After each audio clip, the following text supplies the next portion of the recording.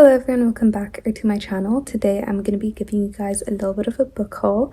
I went to the bookstore yesterday. I got 4 books. I actually had about 10, I want to say, in my cart, and then I just ended up bringing it down to 4 books. That's how I always go book shopping. I just stack my cart and then I empty it at the end. I'm really happy with this selection. I always say this, but I really think I'm going to enjoy each of these books. I've already started one of them. I did also want to briefly talk to you guys about why I've been so slow in the last month. I'm definitely going to be back on my grind now, or at least try to be. I'm filming another video right after this one, which I'm hopefully going to post in less than a week. I will try, and then I'm going to start properly planning my first video essay, as well as this really fun book recommendation video idea that I saw on Instagram. When I tell you I have been having the busiest maybe month of my life. I had to call my universities about a dozen times before putting in my decisions yesterday. It was a big mess, but I have finally put in my decisions onto UCAS. I'm really relieved. Starting next month, I'm going to be very, very busy as well. There's going to be the World Cup. I'm going to be graduating. There are a lot of graduation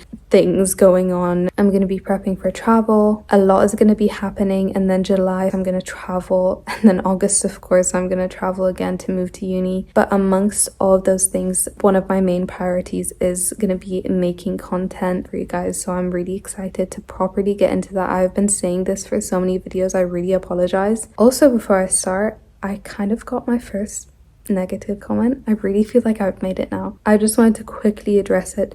I'm not going to address every single comment like this. That would be absolutely ridiculous. But it just reminded me I wanted to say something for my current viewers, for any new people that are joining. I'll put the comment up here. I'll read it out. As a Brazilian, I cannot hold myself but say that opinion on Clarice Lispector's book was terrible. Useless. Are you serious? Since you read that much, you should know. It's really ironic. Since you read that much, you should surely know how to better articulate yourself. Clarice is one of the biggest writers of my country, and her books are extremely important. Respect her work. I just responded, I'm really glad you enjoyed her writing. I didn't. Thank you for watching. Guys, like, the first rule we learn about reading is that it is subjective. Everyone is entitled to their own opinion. Part of what makes literature so beautiful is that so many different people can interpret it and either love it or hate it. I have said before in my videos, if I hated a book that you loved, incredible. Just because an author is very big in your country does not mean I need to respect their works and that I won't say what my true and honest opinions are about their writing, especially again when their writing is just fictional, eccentric, flowery writing. It's not even about serious topic. So yeah, I'm gonna be very frank with my opinions on books. You can also be very frank with your opinions on books that I've spoken about. Again, I'm not gonna bring up every single comment. This wasn't super negative. I'm not offended or upset, but I do have some more time in this video because I only have 4 books here, so I thought I'd just quickly bring it up. Let's actually get onto the book haul now, and the first book that I got was To Kill a Mockingbird by Harper Lee. I really love this cover. I know you guys are probably sick and tired of me bringing up a series of unfortunate events all the time, but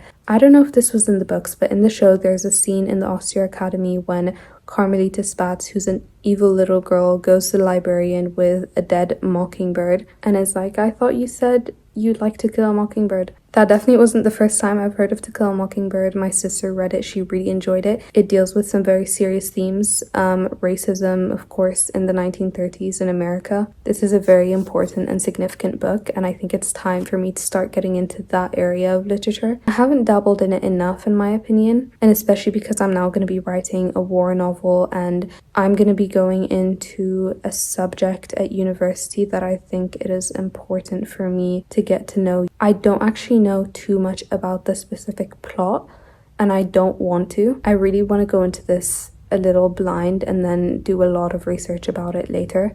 But again, some very important themes that I'm really excited to start reading about, both in this book and then outside of this book, to read about Harper Lee, to read about why this book was written, why it was so important. And like I said, a very beautiful cover. I'm really excited for this. The next book that I got was Atonement by Ian McEwan.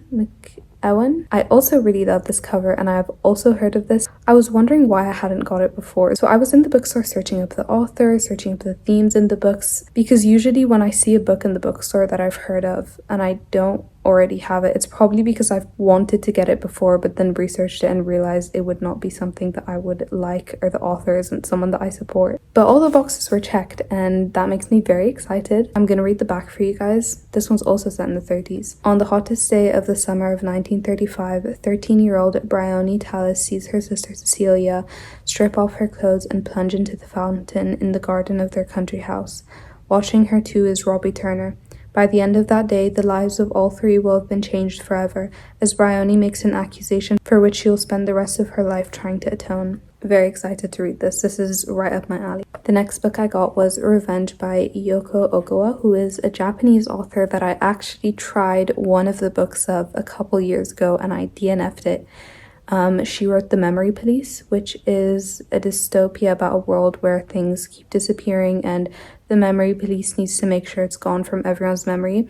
I did not like that book. I stopped about halfway through. I remember I was quite bored by the writing and the slowness of the plot. I didn't really like the characters, but this is a collection of 11 short stories. I'll read the back for you guys, and I think I will enjoy this because while I didn't like The Memory Police, or what I read of The Memory Police, I definitely was enamored by the idea and I didn't think the writing was terrible in isolation, so I think I will enjoy this. Murderers and mourners, mothers and children, lovers and innocent bystanders, locked in the embrace of an ominous and darkly beautiful web, their fates all converge through the 11 stories here in Yoko Ogawa's Revenge. As tales of the macabre pass from character to character, an aspiring writer, a successful surgeon, a cabaret singer, a lonely craftsman, Ogawa provides us with a slice of life that is resplendent in its chaos, enthralling in its passion, and chilling in its cruelty. Also adore this cover. Did I already say that? And the last book that I got is Night Watching by Tracy Sierra, and this is a book that I started. I'm about 20 pages in and I am about to go binge read it now. So Night Watch is a bit of a unique thriller. It is about this woman who sees an intruder come into the house, and in that millisecond she needs to decide what she's gonna do, and it is gonna decide the fates of her and her 2 children. Of the 20 pages I've read, I'm really interested. At first I thought it was a dream. It's very metaphorical and eerie in that way, but it's also a story. Sorry, my AC just turned on. This is set, I'm guessing, in 2020 or 2021 because it's a few months after the lockdown. But so far I'm really liking it and I'm really excited for the psychological aspects to really start taking place. And I'm also excited to find out what actually happens. I have high hopes for this one, which if you've watched me before, you know is quite rare because I usually hate every single thriller that I read. Speaking of, the reason I didn't post an April wrap-up is because I only read one book. It was a good book, but other than that, I was in a bit of a reading slump, and the last half of the month, I was trying to read Homewrecker. I got about 100 pages in and I just gave up and searched up the plot. I feel really bad, which is why all of these books that I got now I researched in the bookstore or I knew of beforehand, because I have been DNFing way too many books. This is just Frida McFadden's A Housemaid with an alternate ending with absolutely some of the worst writing I have ever read in my life. I'm being so serious. No, this is the first time I've ever not been able to continue a thriller because of how bad the writing is. Even the worst writings that I've read in thriller, I always end up finishing it just because I want to know what happens. None of that here. Terrible. Anyway, that is it for today's video. I really hope you guys enjoyed. Very excited for all of these books. If you've read them, please give some spoiler-free reviews. If you have any book recommendations in general, also let me know. Like I said, I'm gonna film another video now. Thank you again and goodbye.